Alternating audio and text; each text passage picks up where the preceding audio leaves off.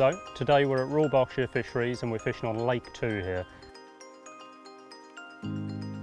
Lake 2 we use on a lot of matches, and it's a brilliant winter venue because it's stocked really well with skimmers, roach, F1s, and there's a few big carp in there as well, so you've got a right mixture in there.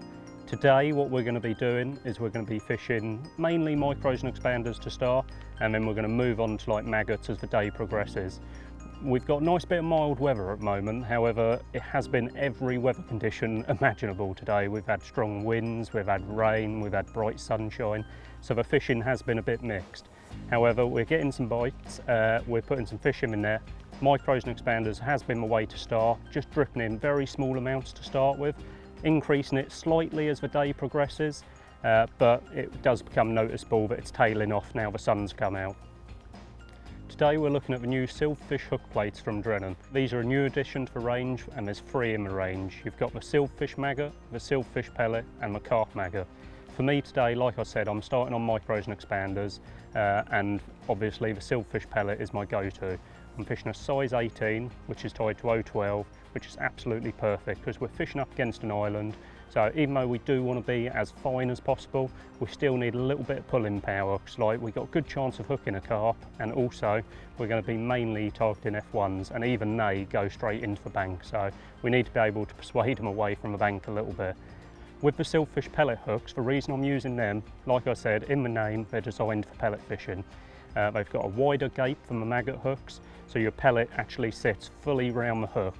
This is really important because when you're fishing micros and expanders, like today, we're fishing it at a long distance, 14.5, maybe even 16 metres as the day progresses.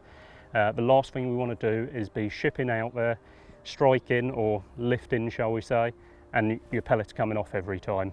This wide gape on the pellet, Silverfish pellet hook, just means that the pellet sits perfectly and it holds the whole pellet on the hook.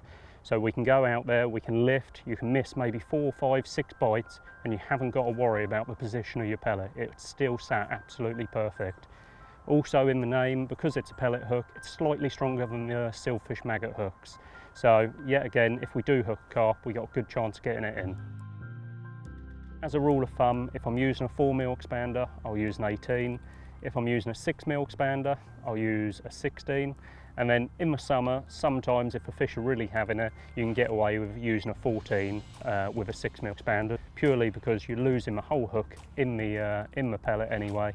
So, and when the fish are feeding, the water's a little bit more coloured, that's when you can afford to go a little bit bigger, and generally you'll miss less bites in doing so.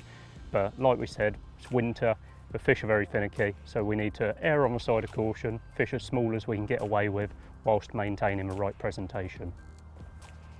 Whether you're tying your own or using pre-made hooks, the biggest thing for me is about how straight it is. And the worst place you can get a kink in any of your hook would be on the loop, because as you do a little loop to loop, which 90% of anglers do nowadays to attach your hook length on a pole, if you have a kink just on your loop, that can kick the whole hook away from your shot, away from your main rig. So when we're fishing pellets, we don't want any kink in the hook length, in the main line. We want everything as straight as possible with a nice tight bulk on your loop. And if we do have that kink, then it's going to cause a lot of missed bites because the presentation is not going to be good. Our expander is going to be kicking away, which could mean that it's brought it off the bottom. That's the other key point with fishing micros and expanders. You want to be plumbed up dead depth. So we want whatever bristle we've got showing, that's what you plumb up to. These fish are very cagey this time of year, and any little indication is likely to be a bite. So we just give it a little lift on any little knock or jab on the flow. Because we are fishing so precise in that matter, we're talking 2-3 mil. If there is a kink in it, that can take the expander off the bottom, make our float sit even lower, can cause missed bites. So that's a really important thing for me. So one thing that's really impressed me on these hook plates is how they come. Like we said, they come on a little plate, and the most important thing is they actually come under tension. So if I'm taking a hook off a bit of card and it's all a little bit wafty and there's a kink on the loop and I'm going to drop my rig in, it won't be fishing right.